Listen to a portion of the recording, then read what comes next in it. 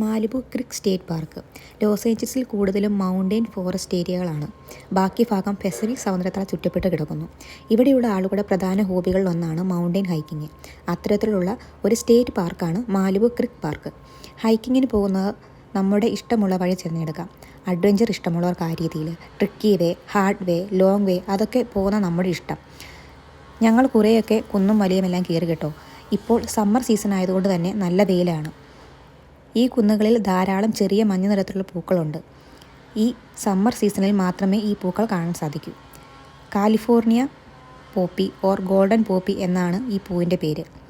ചില സ്ഥലങ്ങളിൽ ഓറഞ്ച് നിറത്തിലും കാണാമേ.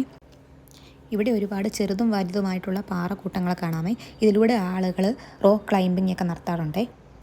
ഈ കാണുന്ന മാലിബു റോക്ക് പൂളാണ്. ഇവിടെ ഈ സമയത്ത് ധാരാളം ആളുകൾ വരികയും വലിയ റോക്കിൽ നിന്ന് വെള്ളത്തിലേക്ക് എടുത്ത് ചാടി സ്വിമ്മിംഗ് ഒക്കെ ചെയ്യാറുണ്ട്.